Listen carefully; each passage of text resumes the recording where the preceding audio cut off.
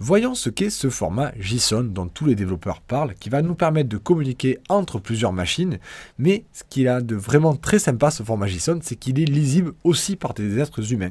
C'est-à-dire que des machines vont le comprendre, vont pouvoir échanger des données plus ou moins complexes entre elles, mais nous les humains, si on voit passer un fichier JSON et qu'on le lit, quand on lit du texte en JSON, normalement on le comprend, quand on comprend le format. Et ce format, il est extrêmement simple. Le principe de base du JSON, c'est que vous avez donc uniquement du texte, déjà c'est la première chose, il n'y a que du texte dans un fichier JSON, et ce fichier JSON, il a deux types possibles d'objets. Soit vous aurez un objet, soit vous aurez un tableau. Un objet, ça commence par des accolades et ça a plusieurs propriétés à l'intérieur. Alors là, ils ont fait un joli schéma pour essayer d'être le plus générique possible. Ne vous inquiétez pas, je vais vous montrer après avec un exemple concret pour que ce soit plus simple à comprendre. Mais l'idée, c'est qu'un objet, ce sont des accolades avec plusieurs propriétés à l'intérieur. Ensuite, un array, ça va être une liste d'autres choses. Ça peut être une liste d'objets, une liste d'autres valeurs. Et justement, chaque valeur, ça peut être une chaîne de caractères, un nombre, un objet, un tableau, un booléen, true, false, ou alors la valeur nulle. Et voilà, c'est quasiment tout ce qu'il y a à savoir sur le format JSON. Oui, on peut rentrer dans les détails et aller voir qu'est-ce qui est autorisé dans certains types de valeurs, mais dans 99% des cas, si vous comprenez ce principe-là, vous comprendrez le format JSON et vous en servirez au quotidien. On va voir un exemple concret pour que ça soit un petit peu plus clair, parce que ces schémas, ils sont bien parce qu'ils gèrent tous les cas, mais ils sont quand même assez abstraits lorsqu'on débute. Donc j'ai chargé les données d'un utilisateur sur JSON Placeholder, qui nous permet d'avoir un faux web service qui nous retourne nos données.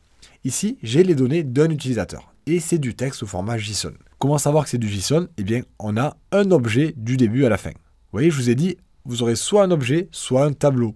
Ici, ils ont choisi un objet. Donc cet objet, il a plusieurs propriétés. Pour cet utilisateur-là, celui qui a l'id numéro 1, eh bien on voit qu'il a plusieurs propriétés. L'id, ça c'est un entier, vous voyez, on voit que c'est un entier parce qu'il n'y a pas de guillemets autour, donc c'est vraiment une valeur, un nombre. Ensuite, on a une autre propriété qui s'appelle le nom. Cette fois-ci, c'est une chaîne de caractères.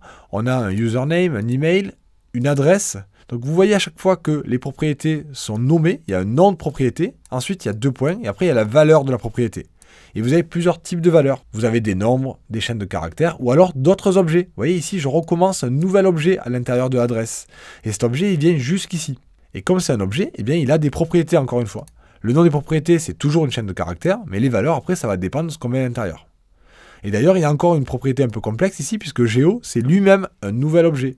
Ce sont les coordonnées géographiques apparemment, puisqu'on a latitude et longitude. Donc dès que vous avez un objet en JSON, vous aurez toujours des clés valeurs qui seront séparés par des virgules. Attention, pas des points-virgules, des virgules. Et une fois que vous avez compris ce principe-là, chaque valeur peut à son tour devenir un objet ou un tableau, un entier, n'importe quoi. Pour l'instant, les tableaux, on ne les a pas encore vus. Et je vais vous en montrer tout de suite. Si j'enlève ce 1 qui est là et que je charge la liste de tous les utilisateurs, on retrouve notre même utilisateur qu'on avait tout à l'heure, qui vient jusqu'ici. C'est exactement les données qu'on avait tout à l'heure. Sauf que c'est un objet dans une liste. C'est un tableau. L'objet de base de ce fichier JSON, c'est bien un tableau. Le premier objet, ce sont des crochets. Et à l'intérieur de ce tableau, on a plusieurs objets séparés par des virgules.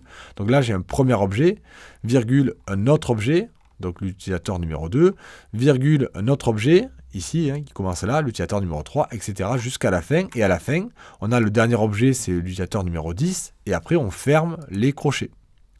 Donc je reviens maintenant sur ce qu'on a vu tout à l'heure.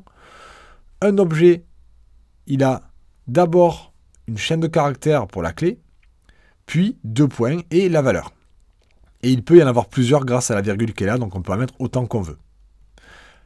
Un tableau, il a une valeur, et ensuite il y en a plusieurs, il met des virgules, et on met autant de valeurs que l'on veut, séparées par des virgules. Et on ferme les crochets quand on a fini le tableau.